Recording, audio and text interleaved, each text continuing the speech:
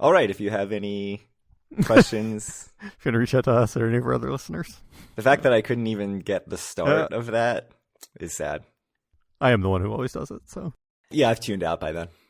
Yeah. If I'm not talking, why would I be listening? It's ridiculous. I tune out through the entire middle part. So. Meaning from what's good. I pay attention during the intro and the closing. And that's it. Well, this episode's going to be especially me-centric, I think.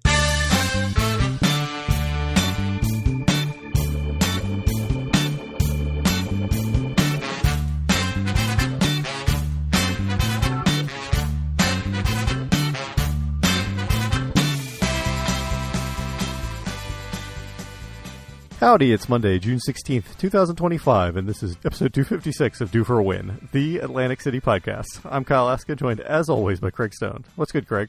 Nintendo Switch 2, Mario Kart World. It's fun, man. It feels like a really nice system. Every review I've seen is just a bunch of broke bitches complaining about the price and like, oh, I can't afford $80 for Mario Kart World. Man up, get a second job, go buy yourself. Start dealing some drugs on the side. I agree that it's expensive. But like all the reviews of the price of it being $450 is like at $300, I'm not worried about giving it to my kid. But at $450, I don't feel like I can give this to my kid. I'm happy to be at a point in my life where that's not my concern. Yeah, it doesn't seem unreasonable to me, I have to say. I mean, given, like, not the phones I buy, but I know normal people phones are like, what, $1,200 now or something if you want the new iPhone or whatever? Right. Yeah. And people just hand their phones to their kids. Think about that. Yeah.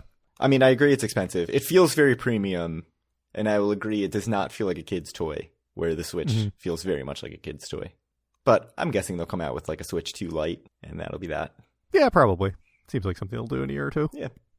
I don't actually think people need to work a second job to get a Switch. Maybe. Maybe they do.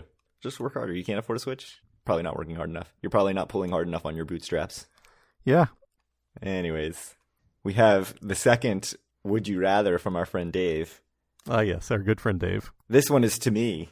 All right. So Dave asks you, would you rather get to play only your favorite slots, but the most you can ever win is leaving up $50? Option 2 is you can play any slot you want, but you always lose except for once in the next 10 years. You win $5,000, but you have to play slots like you normally would in AC. I don't see how that works. So if you win right away, you just have to keep playing like normal, I guess. Option 3 is you can never play Wonder Woman, Buffalo, or Damned Lumberjack Beavers ever again, but everything else is normal.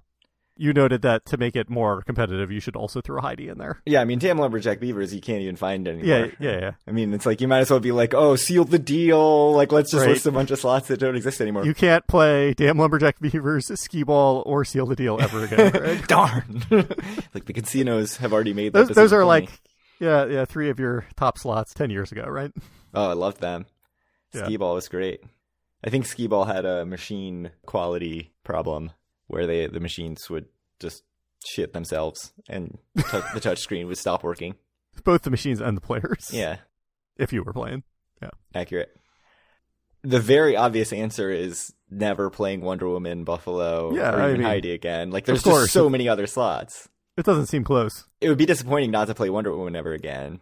I would go so far as to say the other two options actually make no sense. So option 1, the most you can ever win is leaving up $50. Does that mean you just can't win, get jackpot? Or like you would just have to sit there and keep playing until you were only up $50? If you just had a good run, you have to sit at the slot for like 20 hours in a row until you get down to only being up $50? I mean, I think he's saying the machines are basically like rigged. Uh-huh. Like for you, where we said there had to be a floor for craps if there's going to be the $100 ceiling. I think you've got to say you can never win or lose more than $50. Something just magically happens if you get a bonus and it only caps you out at making $50 profit. Why would you even play slots then? I mean, I enjoy them. But yeah, the idea that you can get a $100 bonus on like a 75-cent spin, that's pretty much the reason to play slots, I think. Right?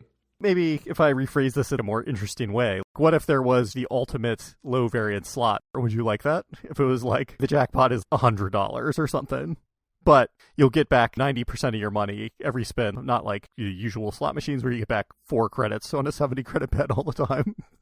Yeah, I mean, in a way, that sounds like my ideal slot machine, right?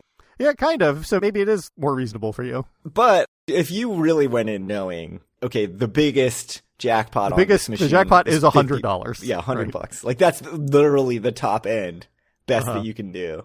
And you just know it's also somehow the loosest machine in the casino. Mm-hmm. You would play that all the time, I think. It would have to be a fun machine, I think. But you're right. Yeah, no, I think you're right. I think in my head, I want to be like, no, that sounds boring. But no, I think I'd play it all the time. I think I would absolutely play it all the time. I think that would be like your number one machine. They should come out with that, frankly. You know what would happen is it would have that little plaque on it that says, no tier credits earned. At this machine. Like, you could do it. It doesn't have to be necessarily any looser than any other slot. The payout table is different. Basically, you can think of it as video poker, essentially, but maybe with no royals, right? I was trying to think what, for the Never Play Wonder Woman, like, what could you add to that? That you wouldn't just choose that? Yeah. I think if you got rid of all Buffaloes, all Heidi variations, all the Link games, so like Dragon Link, Lightning Link, Phoenix Link, there's like 15 of them, right? Yeah. You can only play Huff and More Puff, if that was your option. Your least favorite slot. I mean, but there's still just like so many slots, right? Like there's so many options that it would be hard to get rid of whole swaths of slot categories to get you down to where I felt like I was actually limited in any way. So I think I've got to go with that just because, yes, it would suck to not play Wonder Woman anymore. Or Buffalo, although Buffalo is actually not great, I don't think.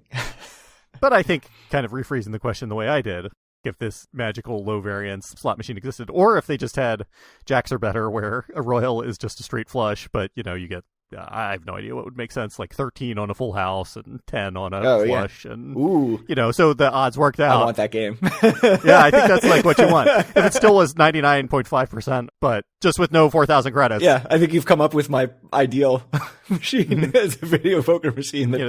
the straight is 6, or and then it adds up to 99.5 still. Yeah, that sounds actually amazing. Which is funny because I've hit royals, so you'd think that I'd be like, oh, I want $1,000, but no, I don't. Someone should do that. Someone should make the ultra low variance video poker game.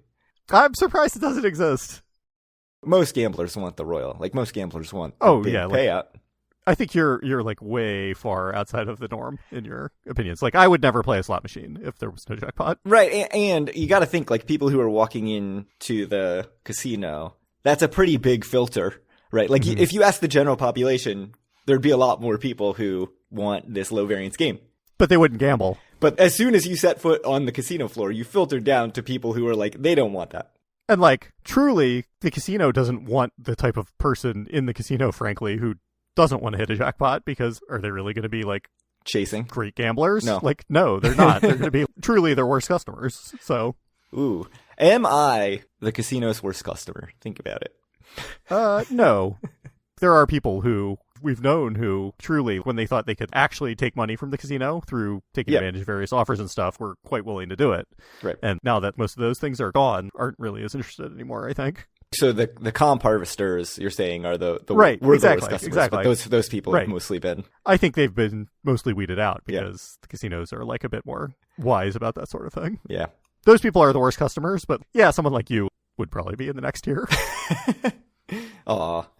I play for a while, but I'm playing... You do play for a while. Pretty low variance stuff. I mean, I do play penny slots, though. Like, they like penny slot players. I have to say, our offers and stuff from Caesars and from Borg are very similar, so, I don't have much of a leg to stand on myself, so... Yeah, I mean, I'll say, like, I don't cost the casino very much. I'm not just plowing through free drinks. I'm playing for a while at penny slots. I mean, until it's like 2 a.m., and then you just start plowing through the free drinks. Yeah, you got a rapid fire. I'm like, oh, what do you mean I've got to wait 10 minutes before I order again? Yes, you're very responsible until 1:15 in the morning. Yeah, and then I'm having, like, drink FOMO. What have I done? Every trip. Every time. I mean, I'm, like, wasted at, like, 5 p.m., and you're totally fine and being responsible. And then I stop drinking and feel much better by like 11 or whatever. And then it's like 1:30 and you're like, oh gosh. We're really very opposite. I think in every way. In our casino experience in lots of ways. Yeah. Yeah, no. I think it's more than just casinos, but opposites attract maybe. That's why we've been doing this for 10 years. Paula Abdul and what was the cat? MC Scat Cat? Remember that song? No, no. That song was on nonstop. Opposites attract. Some people listening to this right now have this song stuck in their head. just by you saying the words opposites attract. Anyways, 2 steps forward and 1 step back. So anyway, I think as the question is framed, you would obviously choose that you will never play your top 3 or 4 slots again. But, in my hypothetical question, you would just play the lowest variance version of whatever is out there. Yeah. Yeah. It's effectively like the Pygo poker of slots. Yeah. Sounds great. For me, obviously, I would just never play whatever my favorite slot it happens to be. I don't even know what it is. So Wonka, I guess. I don't know. Yeah, you could get rid of a whole category of Wonka. You could get rid of... I don't even know. I mean, frankly, my life would be better if I never played the stupid Buffalo Ascension machines that I always walk by, and it's 3,000 lines. I'm like, well, I have to play this, and then I would just have the least fun if my life playing it. Yeah, I think that's how you got to categorize more is okay, all the slots that change the number of lines, all the link games. Or the stupid, if I walk by Rich Little Piggies and the multiplier pig is 20 whatever spins, and I'm like, well, I guess I got to play. 25 cents, whatever it is, yeah. You literally have to play. It's required. Right. But my life would be better if I just didn't do that. So we left it off last episode where I think 2 episodes ago I was super optimistic. I'm going to go to AC. And then, scheduling happened. And I was like, oh, I'd have 4 awake hours in Atlantic City. So instead, I woke up, dropped the kids off at school, and went to Bethlehem, Pennsylvania. Which, by the way, I didn't even know until yesterday because I happened to see it on Twitter. You were very hush-hush about this. Yeah, I was going to see if you even saw it on Twitter and if this would be totally a surprise.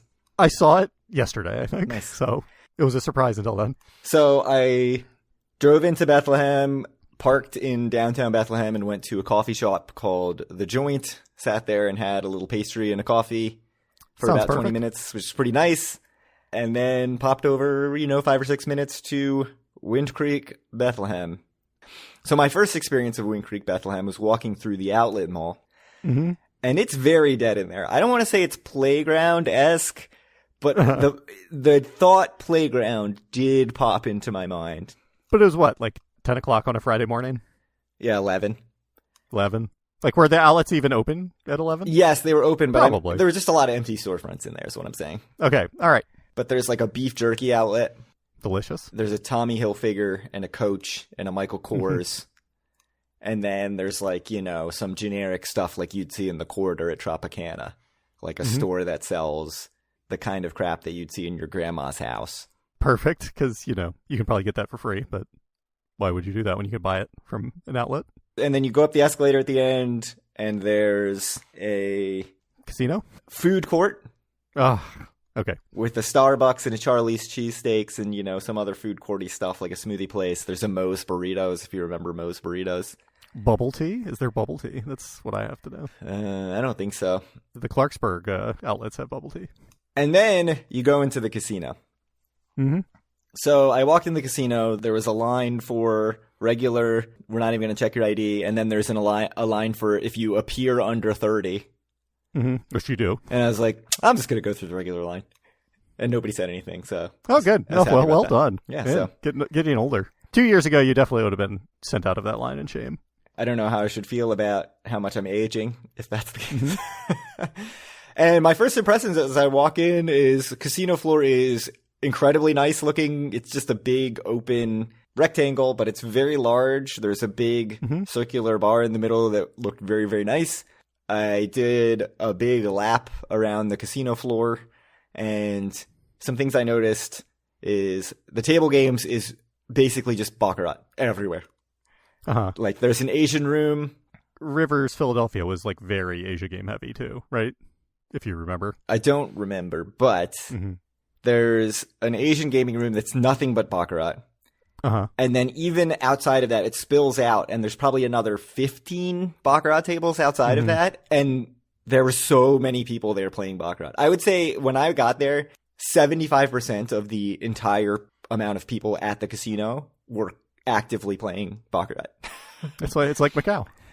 So, and I think that they still do the buses from New York City to Bethlehem, and I'm guessing that's what's driving the baccarat play, is a bunch of people coming from New York City to go play baccarat for the day in Pennsylvania, because it's the closest casino with real table games to New York City. I looked for Pygo Poker. There was none open. there were 2 tiles tables open, Ooh, love it. which they called Pair Fortunes, which I looked up later. That's just a side bet on PyGo tiles. That's a side game. Usually they're named the side bet. Yeah. There were a good amount of people at both PyGo tiles tables. Which meant you certainly weren't allowed to play. Tiles was $50 and $100. Uh-huh. So I certainly was not going to play. It's fine. I played some $100 tiles at the Aria, if you remember. Went great, too. Afternoon, 2 PyGo poker tables opened. Not face up, regular PyGo poker with commission. Mm-hmm. And 2 more PyGo tiles tables open. So there are always more tiles tables than PyGo poker tables, which I found fascinating. I think it's that way in Horseshoe as well, in Baltimore. Limit check, $10 blackjack in the morning. I think it went up to $15 in the afternoon. Mm-hmm. $25 PyGo poker. Like I said, tiles was $50 and $100. $15 craps, $15 roulette, $10 3-card, $10 Texas Hold'em. Did you play some PyGo poker? No, I did not. The tables were too crowded. Ah. So I didn't bother. I really wanted to, but no, I wasn't going to wedge in. Actually, there was one seat open, but there was a lady sitting there, and she had like her water sitting right in front of the seat. And I was like, is she playing both hands? I'm not going to bother. Not going to bother this old Asian lady. So then looked around at the video poker and, had to check the pay tables. All the video poker on the casino floor, at any denomination I checked, 6-5. 6-5. Jacks are better. That's pretty bad. Quite bad. I posted a picture on Twitter. So I was like, guess I'm not playing any video poker this trip. I mean, it's better than the 9-6 video poker that pays 1 for 2 pair at the Dusk nightclub or wherever that is. Hell's Kitchen, I guess. Whatever at Caesars. But yeah, truly, that's the only one that's worse, I think. Oh, yeah, the 9-6. It was at the Hell's Kitchen. Yeah. Yeah. They have $3 bubble craps, which I appreciate. At Borgata, I think it's $5 minimum bubble craps. Yeah. I know you're a huge Bubble Craps fan. Love bubble craps. I did notice they have on-machine drink ordering. Oh, that's nice. Same system, the boss system, as they have at Caesars. I did my lap. I walked around. I got my player's card, $30 free play, $10 food credit to sign up. Nice. They say like 1 week from your sign-up date, they give you another $30 of free play and $10 dining credit, but you have a week to use it. Got to go back right now. It's your week right now, right? Friday, I think it'll kick in. Actually, I'm not sure right. when it kicks in. So next week you got to go. Another trip report, next episode. Yeah. You've heard it here first. Got that credit, went and played some Wonder Woman. That went poorly, so bad start to the trip. Had to rally with some bubble craps, sat down, played for a while, ended up winning $70. But the funny thing, so the bubble craps, they have one bubble craps little carousel. One of them somebody had smashed, and they had put like tape over the cracked screen. Like shattered screen, not just cracked. As, happens when you have a bad bubble craps experience. Yeah. It's only natural. And multiple times, like, security would walk by and be like, oh, look at this. And it's like, clearly, this is known. They taped over it. Like, this isn't some new thing that just happened. The funny thing about the bubble craps machine, and this was true, I played at, I think, 3 different seats of the 5 at the carousel, and all of them had this issue, which was, when you started playing, the little dealer lady who talks and has so many things to say, just constantly talking, like, 7 out, pay the don't, blah, blah, blah. Like, she's just constantly talking. Yeah. She would fall behind, and at some point it wouldn't even be, like, stuff that happened 5 minutes ago. She was just saying stuff that was completely not relevant. So she would be like, oh, the point is 6. And you're like, the point is 9. Like, what are you talking about? And you'd roll a 9, and it'd be like, hard 6. But, like, it would pay you correctly. Uh-huh. But, like, what she was saying was not at all. It was completely dissociated. That's fun. That sounds like it makes the experience better. It was kind of distracting, but I realized later you can turn the volume way down on the dealer. Mm-hmm. But I ended up winning like $70 in bubble craps, so that felt good. Walked around a little bit and, had to use my free credit. And so I ended up at a machine called Monopoly Express, which is a big old Monopoly machine. I'd never seen it before. Put in my free play, and then I noticed as soon as you sit down, it says, if you're playing pennies, you need 6 trains on the screen to trigger the bonus. It's like one of those locking screen games where you're trying to fill the screen to get the grand jackpot. Uh-huh. If you play nickels, you only need 5. It's like, I gotta play nickels. I'm on my free play anyway. You got to. Right. So the minimum bet on nickels was $1.50. Perfect. I very quickly lost 20 of the $30, which I only put 20 in the machine. I thought you were going to say you very quickly lost 20 spins and just left after the minimum with no money. So then I was like, whatever, I'll put it $100 and see how this goes. I'll say it was much higher variance than I'm used to on penny slots. So I got down to I don't even know, 40 left of my 100 or something like that. And then I hit one of the bonuses, and then I was up a lot, and then I lost that and was down again. And then I hit another bonus and was up a lot. Since I knew that I was only going to be there for a short amount of time, I didn't really care that much if I used a significant percentage of my budget on one game that went not that well. So I was just like, whatever, let's let this ride. And it definitely felt more like gambling than I'm used to at penny slots. Like, it definitely felt like, oh, we're having some like $90 swings each way. So the mechanic sort of in the game is, if you get 5 of the trains, if you're playing nickels, it locks. And there are green trains, purple trains, and red trains. And the green trains are worth like very little. The purple trains are worth more, but still not very much. But if you get a red train, those can be worth a lot. And so as the spins lock, you're mostly getting green trains, but every once in a while you can get an upgrade ticket, and then it will upgrade one of your trains. And I thought it would always upgrade. Like if you play Huff and More Puff and you get a helmet on already a gold square, if you know Huff and More Puff, if you have a brick square, it will make that a gold square no matter what. This was upgrading just at random. So it was very rare to get multiple red trains, but the red trains paid very, very well. So it was fun to play that game. I ended up like $110. I think that was the highest I was ever up in the game too. So I actually stopped at a point where I was up the most I was. Is that legal? I didn't know that was allowed. Usually, it's like I'm up 90. I'll just play this down to 40. Oh no, now I'm down 40. Which is actually how some other slot machines went this trip. But it was a really fun game. But I'm not sure, like, if I was there for longer, I'm not sure I could stomach the nickel slots. $1.50 is not that much, because it's like 75 a lot at penny slots, depending on which slot it is, right? Or like even some of the Buffalo machines are $1 minimum, I think. So, but if you're playing a nickel and it's $1.50, you're only playing 30 lines. Mm-hmm. So I think you're playing more lines. I see. At 100 or whatever, 70. So you're getting more of your like little, if you talk about your fictional slot machine that you made, right? Mm-hmm. Right, where you're betting $1 and you're getting 90 cents back. That's more like what the 70 line machine on penny slots versus 30 lines on nickel. So then I hopped over and I was like, you know what? Nickel slots are great. I'm going to play some nickels on Dollar Storm, which is another one of the Link games. Pretty quickly hit the like ball locking bonus and won $30. And then I was like, you know what? Maybe I should cut it out with this nickel stuff.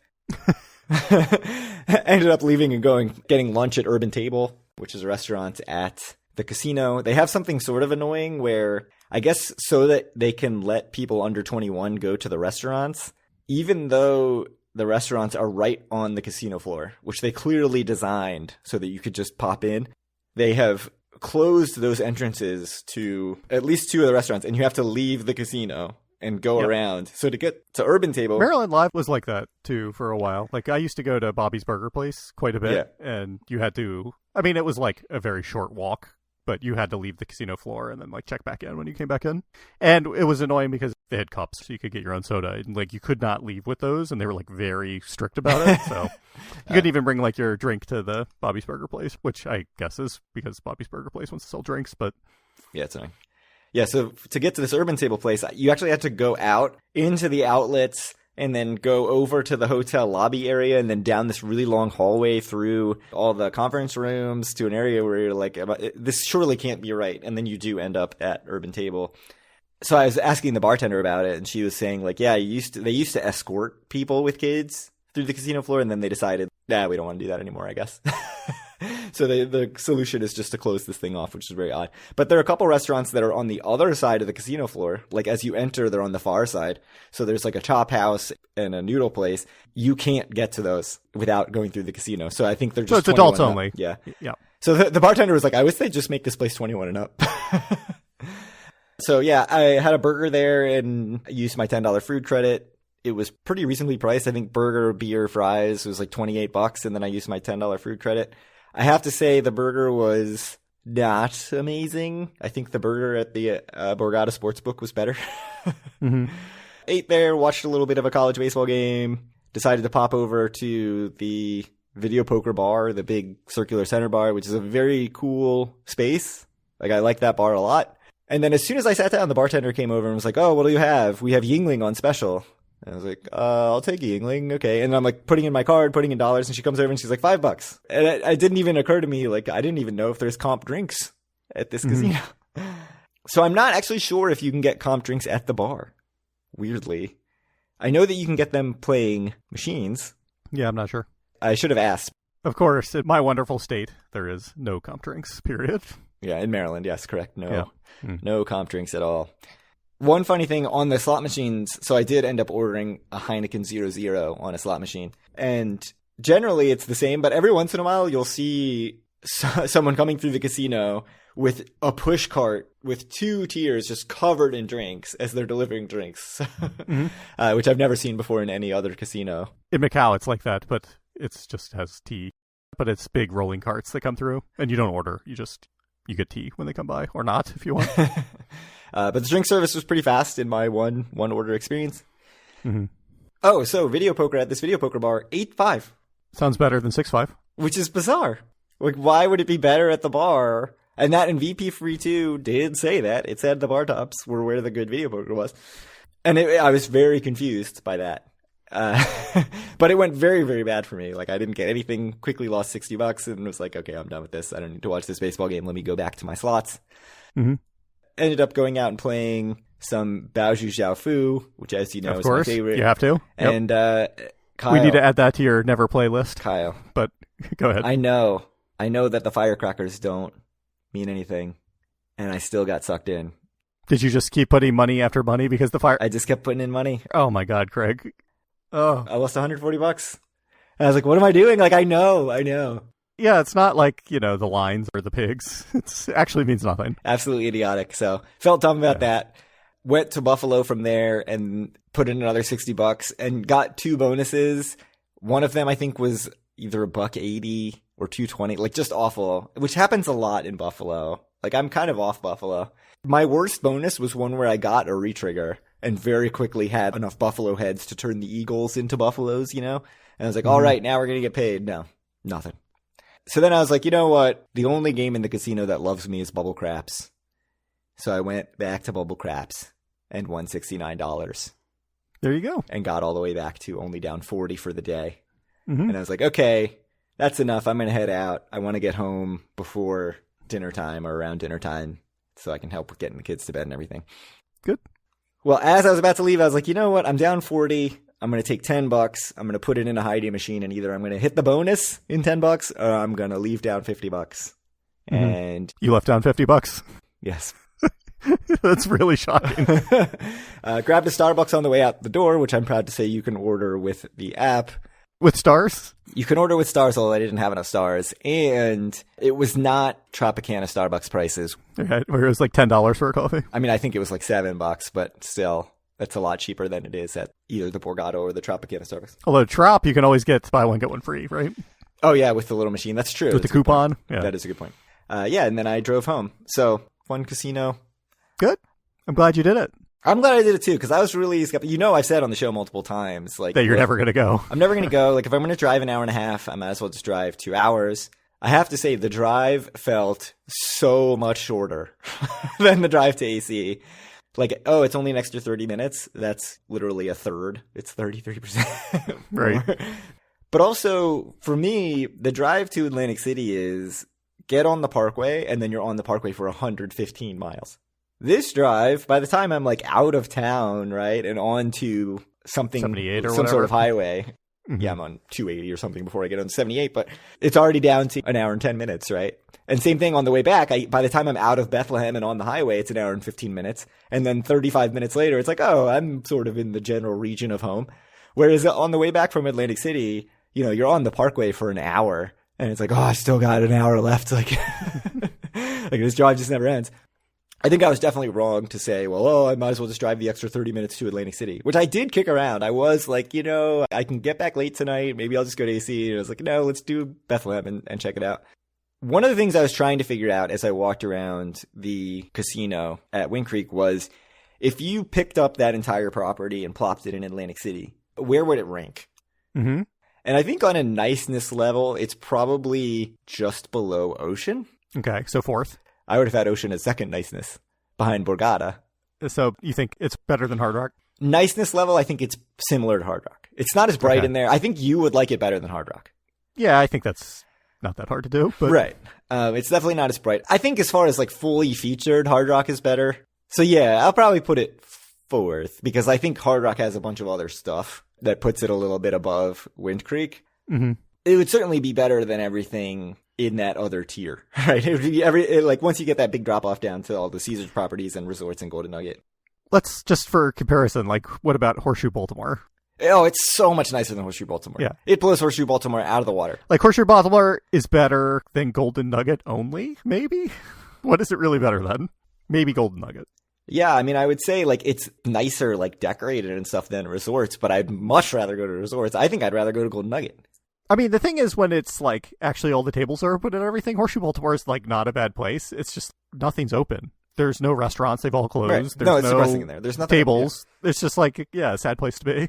If everything was up and running and they still had 3 nice restaurants like they used to have, and you had 6 casual restaurants in the food court like they used to have, instead of, I think it's just literally 1 restaurant open now in the food court and 1 restaurant open outside of the food court, I think you could say that Horseshoe would be better than anything. It would be fourth also, maybe. Yeah, it would be nice. But it's just not. Yeah. Right. In its current state, with everything closed, I think it would be the worst casino in Atlantic City. Yeah, probably. That's one thing I'll say about Wind Creek is, and having seen Rivers in Philadelphia, is I was expecting, especially after walking through the outlets where there's not much open in the outlets, I was expecting there to be no food options, empty restaurants, or like a couple of generic restaurants. I think there were 4 sit-down restaurants, maybe 5. In my head right now, I'm picturing 4. So there's the noodle place, there's a steakhouse, there's a sort of burger place, and then there's like a buffet that's also a grill, sort of like a casual place that's still sit down. And then there's all the food court stuff. So it actually has a surprising amount of food. I was happy to see that because certainly I was expecting more like Horseshoe Baltimore and Rivers where they've got spaces for food, but there's not actually all that much stuff open. The other thing I was thinking about is, you know, it was nice to go get a coffee. It was nice to check out this casino. It's a pretty nice casino. They have great slot selection. I thought the bar was cool, but like, why would I ever go back? Get your $30 free slot play and $10 food credit, obviously. And that is, interestingly, I think, the big question. So in AC, Borgata, they normally send me $75 of free play. Every once in a while, they'll say, like, you know what, if you come in this period, like 1 week, $200 free play. Even that is not enough to make me add an AC trip because an AC trip is a significant time commitment. Mm-hmm. With an hour and a half, I'm really interested to see, you know, if they come and say like, hey, you know, new player, you played a bunch of slots at a nickel denomination. Here's whatever it is, $100 free play. Would that be enough to get me to say like, hey, I'll make a quick trip? Probably not. That's my guess. Yeah, I would guess not, but it doesn't even register with the AC casinos. Like it's not even, right. I don't even consider it as an incentive. It's really just like, if I have an AC trip on the books, then I'm like, oh, let me see where I have various free play. Whereas with this, I would sort of be more interested. Really, I think the only way that I go back is another day like this, where I have a day to myself. I can go and get a coffee in Bethlehem. I think I would pop out of the casino to downtown and grab a lunch. Mm-hmm. But I had the $10 food credit, so I felt like I had to use it.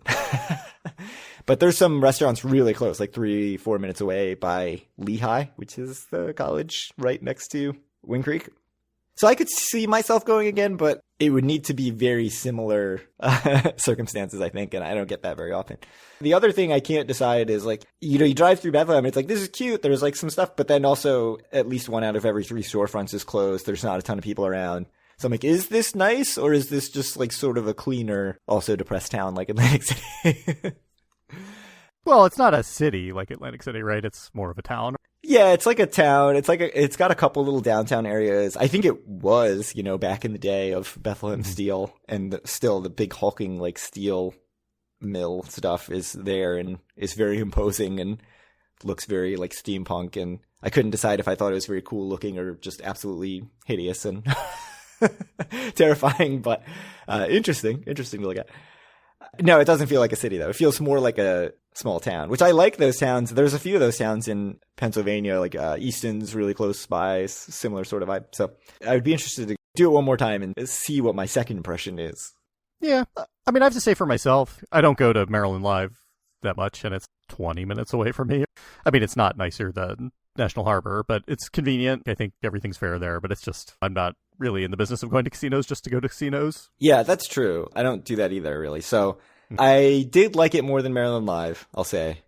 You still haven't been to National Harbor, right? Which That's is true. unbelievable. I have not been to National Harbor. We need to get that on the schedule. One of the times you're down here with your parents, we need to go to National Harbor for a few hours. Will never happen. All right. I mean, I guess the last question then, or the last thing to talk about is, or are we going to do anything in July? No. Atlantic City? July is my 1 month of craziness. Oh. I have back-to-back family trips, like literally going straight from one to the other without even stopping at home first. Good. I'll see you in Atlantic City. All right. Sounds good. I mean, one of them's in Ocean City, surely, right? So yes, you'll that's just spend true. the whole week in Atlantic City? Yeah, I think that's the only thing to do. Maybe I'll just magically appear in Atlantic City and be like, come on, Greg. Yeah, meet me over here for an hour or two. Yeah. Sounds good. Got to.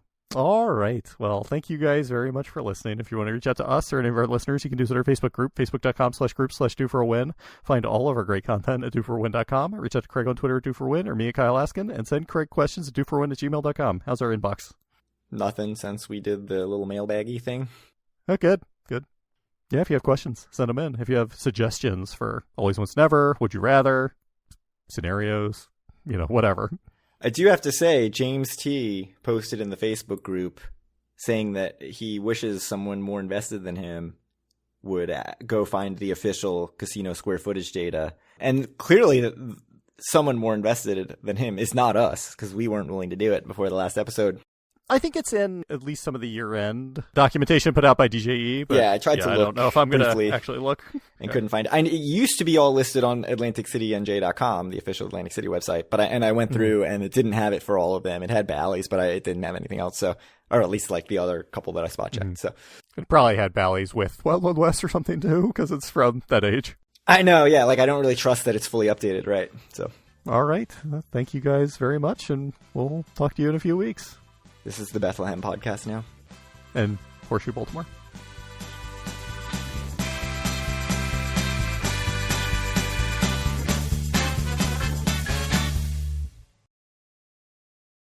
One thing I forgot to say in the episode is that at least 10 times an hour, the music would stop and you'd hear a faint drum roll come in, and then this like Saturday Night Live announcer voice would come on saying, "Let's get ready to hit the jackpot!"